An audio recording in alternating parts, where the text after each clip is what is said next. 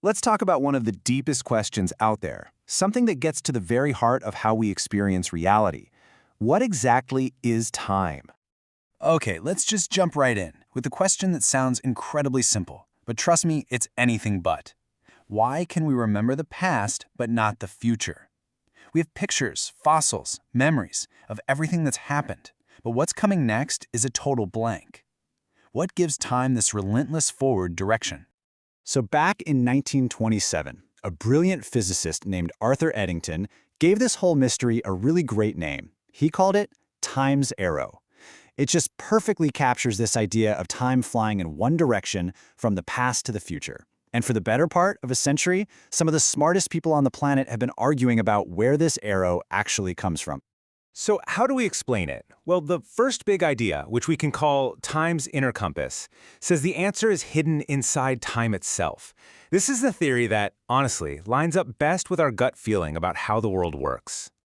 The official name for this is the intrinsic theory, and the core idea is that time's forward motion is just a basic, built-in feature of time. It's not caused by stars or planets or anything happening in the universe. It's just part of the fabric of reality.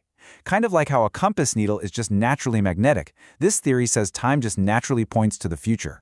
You know, this isn't even a new idea. The Roman poet Ovid wrote about time being like a flowing river. And that's a perfect way to picture it, right? Either we're standing on the riverbank as time flows past us, or we're in a boat moving down the river. Either way, that forward motion feels unstoppable and real. And the biggest thing this theory has going for it is that it just feels right. It explains that powerful, personal feeling we all have of the present moment slipping away into the past.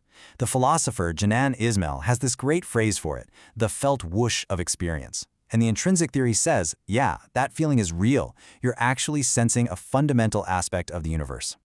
But, and there's always a but, right? There's a totally different way to look at this whole thing. And this one doesn't come from our feelings. No, this one comes straight out of the fundamental laws of physics. It argues that the arrow of time is really just the universe's story unfolding. This one is called the extrinsic theory, and honestly, it's a bit of a mind-bender. It says that time itself is perfectly symmetrical. It has no built-in direction at all. On a fundamental level, the past and the future are kind of the same. The arrow we feel isn't a property of time. It's something that just sort of emerges from all the physical stuff happening in time. So you're probably asking, if the arrow isn't in time, where the heck is it? Well, proponents of this theory say it's in the events happening all around us. And the main driver behind it is a concept from physics you might have heard of: entropy. Think about it like this. You can't unscramble an egg. It's just not something that happens, right? You break it, you scramble it, and that's a one-way trip. That journey from a neat, orderly egg to a chaotic, scrambled mess is a perfect, everyday example of entropy in action, the universe's natural tendency to move toward disorder. And once you start looking, you see this absolutely everywhere. Milk mixes into coffee, but it never separates itself back out. A hot cup of tea will always cool down to room temperature. It won't spontaneously get hot again. A tidy pile of leaves gets scattered by the wind. In every single one of these cases, things go from order to disorder, and that process only ever seems to go one way. According to this theory, that is the arrow of time. So what we have here is this amazing conflict, a real showdown. In one corner, you've got our most direct, personal, human experience of reality. And in the other corner, you have one of the most bedrock laws of physics. Let's just break it down, side by side. The intrinsic theory's core idea is that time has its own direction. The evidence? That powerful feeling we all have of time flowing. Its weakness, though, is that it's tough to prove and doesn't really line up with what we know about physics. Then you have the extrinsic theory. Its idea is that the arrow comes from entropy, from disorder increasing. The evidence? The rock-solid second law of thermodynamics. But its huge weakness is that it's totally counterintuitive, and it depends on one gigantic assumption about how the universe began.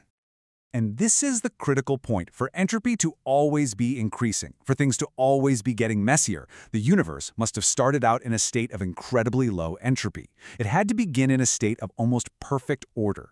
The arrow of time could only be fired if it was launched from a very specific, very orderly bow. So the logic kind of goes like this. 1.